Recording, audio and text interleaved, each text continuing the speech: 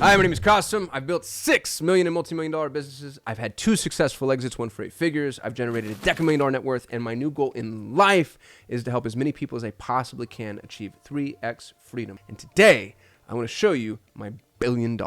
I was talking to my friend Artyom, who's one of the most brilliant entrepreneurs that I know personally. He and I have a weekly accountability call. I was sharing some of my lofty goals with him, and one of the reframes that he offered me that I just really appreciated was the fact that I really already have everything that I want. I think this is really important for you to know and to understand. So I'll share my version of it, and then I'll share how I think this relates to you. At present moment, I'm a decamillionaire. I've been able to generate a $10,000,000 net worth, a little closer to 12 million, technically speaking, but to make the math easy, assume a $10,000,000 net worth. So, and I'm sharing with Artyom that, on a long enough timeline, I'm like, dude, I want to be a billionaire. I want to go for the big swing. I want to be able to make the impact, be in the rooms, honestly, win the game. That's the game that we're playing. So he tells me, you already are. And I say, well, tell me more. Here's his line of thinking. I have 10 million bucks. If I can average 13% interest year over year, which is a little more than the market's been able to average for the last century. And I actually feel like that's pretty realistic. $10 million becomes $1 billion in 37.68 years. Now, I'll be 77, right? I don't want to wait until I'm 77 to be a billionaire, but there was something about knowing that on a long enough timeline, I'm already a billionaire. It made it real. It's almost like the money's reserved for me. Like it's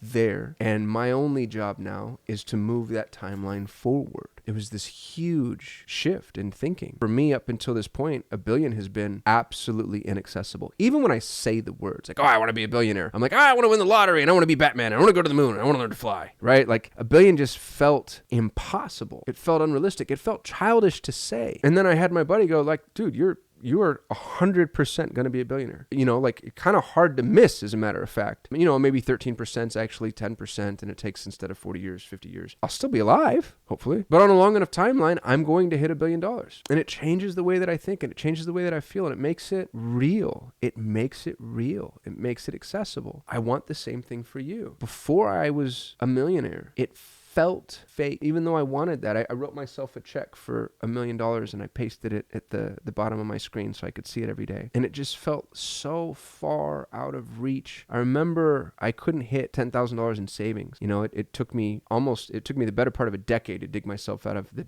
debt hole that I'd got into. And once I was at zero felt amazing, by the way. As a matter of fact, being at zero from, hundreds of thousands of dollars in debt, it's so funny. The distance from hundreds of thousands of dollars in debt to zero is greater than the distance of zero to a $10,000,000. Emotionally, technically, like I felt better going from debt to zero than I felt going from zero to 10 million. Isn't that funny? But being at zero, I remember I had a savings goal of 10 grand. I just wanted to get to $10,000. And I kept almost kind of making, and then something would happen, like it would get really, really, really close, and the tire needs to be fixed, or the car broke down, or, IRS sent a letter and the CPA screwed up, and, I owe $3,600 that I didn't know I owed. And I'm just desperately trying to get to $10,000 in savings. And the entire time I have this check on my computer screen saying $1 million, and in my mind, I'm like, yeah, right, Kasim, who are you fooling? There's just no way. There's no way. And I bet you that cost me years. What's really interesting is I rounded $1 million net worth without realizing it, because I just put my head down and I did the work. And,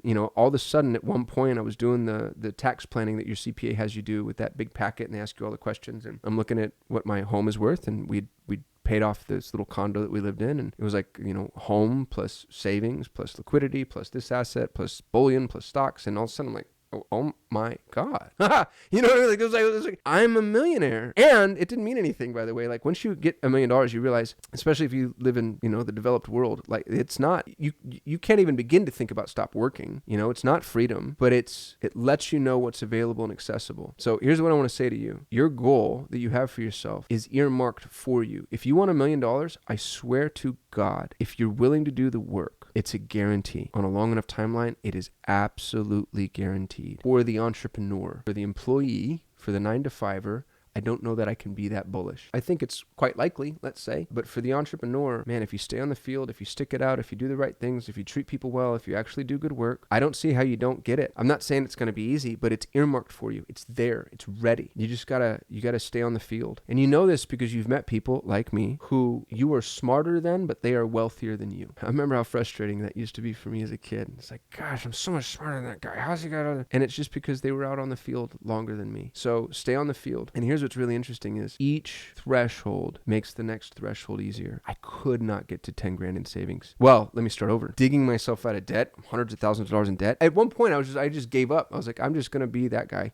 just let the creditors haunt me until the statute of limitations runs out. I actually didn't even realize there was a statute of limitations. I don't think I was that financially savvy. Digging myself out of debt. Never thought it happened. It happened. Getting to zero was one of the greatest blessings of my life. And I worked my way towards that. And then getting to 10 grand in savings. It was so hard. It was a little bit easier than digging myself out of debt, but it was hard. And then here's what's really interesting is from 10 grand to 100, as soon as I got to 10 grand, the next increments of 10, 10 became 20, 20 became 30, 30 became 40. And it was like, I'm kind of getting this. And then getting to 100 was really hard. Not as hard as 10. Isn't that weird? Getting to 100 grand in savings didn't feel as hard as getting to 10. Getting to $1 million didn't feel as hard as getting to 100. And it's what everybody says. It's like your first million is your hardest. That is absolutely true. Once I got to 1, I got to 3. Now that I'm at 10, I am having a really hard time getting out of this 10 orbit. And I'm sure that's just a matter of time. There's just a new lesson I have to learn, a new game I have to level up in. But once you realize success is inevitable, once you realize it's guaranteed, once you realize that it's on the horizon, that it's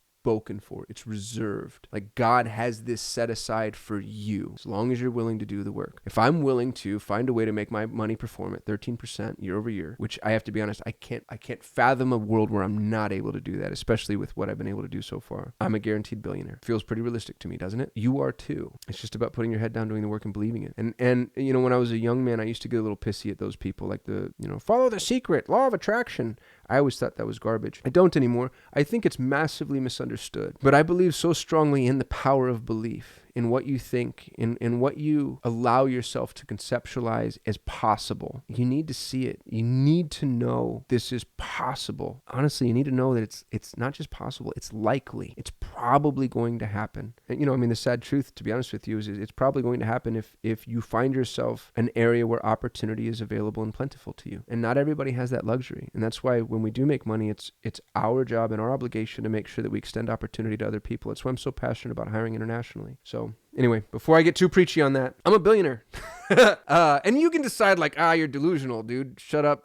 Fine, whatever. You believe what you want to believe. I'm going to believe I'm a billionaire. And I like that belief a whole lot better. It makes all my dreams closer. And I'm not, I drive a 40-year-old Honda and I live in suburbia.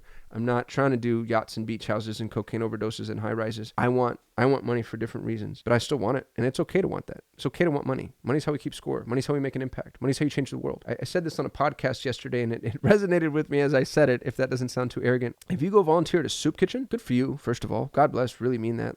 Thank you for your service. That's a $15 an hour job you just did. You have contributed $15 an hour. Now, there's something to be said for, the heart in the service and the people that see you and looking somebody in the eye and asking for their name and all those things. I'm not going to diminish that value. But the practical, logical reality is it's $15. I could pay somebody $15 an hour to ladle out soup. If you go make $1 million, 10 million, 100 million, $1 billion, you can do a lot more than just ladle out soup. So if you want to make an impact, the best thing you can do is go make money. And it's not just the money that then allows you to make an impact. It's your influence. It's the rooms that you get in, the people that you meet, the opportunities that are available and accessible to you, the people you can employ. The biggest impact I've been able to make in life is as an employer, giving people the opportunity to work. People that might not have had that opportunity otherwise. It's such a blessing to me, not just to them. It's been amazing. It's been profound. So make money. Be bold about your desire for money. It's the fuel that we use to drive every economic machine and engine. I have a whole video on money mindset, by the way. If you haven't watched it, you have to. You need to. And that'll be true until it isn't, right? Maybe we end up in a Star Trek-based utopia where we don't need money and everybody just works for the betterment of humanity. That'd be great. I'd be all about that. That's awesome. But right now, this is the game we're playing. So play it. Play it well. Go big. Go big. Go make $1 billion. I'll see you there.